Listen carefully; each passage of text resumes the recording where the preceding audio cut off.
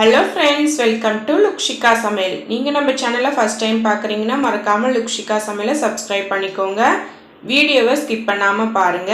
இன்னைக்கு நம்ம வீடியோல முட்டை குருமா எப்படி செய்யறதுன்னு பார்க்கலாம். வாங்க வீடியோக்குள்ள போலாம்.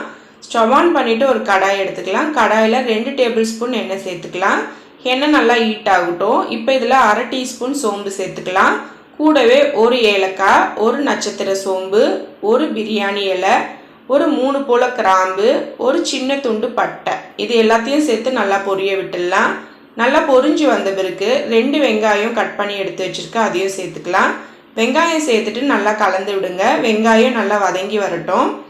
இப்போ நம்ம ஒரு தேங்காய் பேஸ்ட் ரெடி பண்ணிக்கலாம். குருமாக்கு ஒரு மிக்சி ஜாரில் 1/2 மூடி தேங்காய் சேர்த்துக்கலாம். கூடவே ஒரு சின்ன துண்டு பட்டை, 2 லவங்கம், 1 டீஸ்பூனுக்கு சோம்பு, 1 டீஸ்பூனுக்கு கசகசா, இது எல்லாத்தையுமே தண்ணி சேர்த்து நல்லா நைஸாக இந்த மாதிரி அரைச்சிட்டு வந்துடலாம். இப்போ இதை நம்ம தனியாக எடுத்து வச்சிடலாம். வெங்காயம் நல்லா வதங்கி வந்துருச்சு. இப்போ இதில் நம்ம 1 டீஸ்பூனுக்கு இஞ்சி பூண்டு விழுது சேர்த்துக்கலாம். சேர்த்துட்டு நல்லா கலந்து விடுங்க. இஞ்சி பூண்டு பேஸ்ட்டும் நல்லா வதங்கி வரட்டும். இப்போ இஞ்சி பூண்டு பேஸ்ட்டு நல்லா வதங்கி வந்துருச்சு. இப்போ இதில் நம்ம கொஞ்சமாக கருவேப்பிலை, ஒரு 4 பச்சை மிளகாய் சேர்த்துக்கலாம்.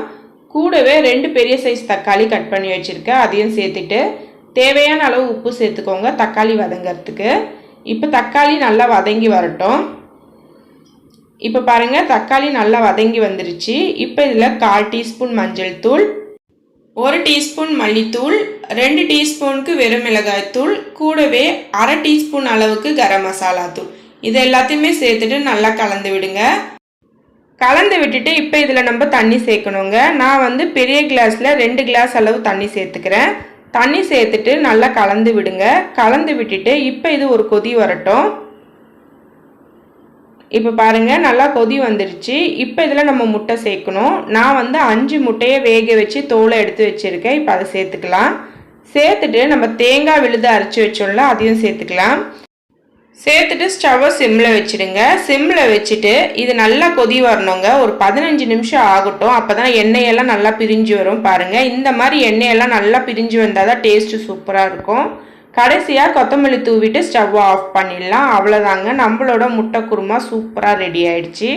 கண்டிப்பாக நீங்களும் இதே போல் ஒரு வாட்டி ட்ரை பண்ணி பாருங்கள். ட்ரை பண்ணி பார்த்துட்டு எப்படி இருக்குன்னு எனக்கு மறக்காமல் கீழே கமெண்ட் செக்ஷனில் சொல்லுங்கள்.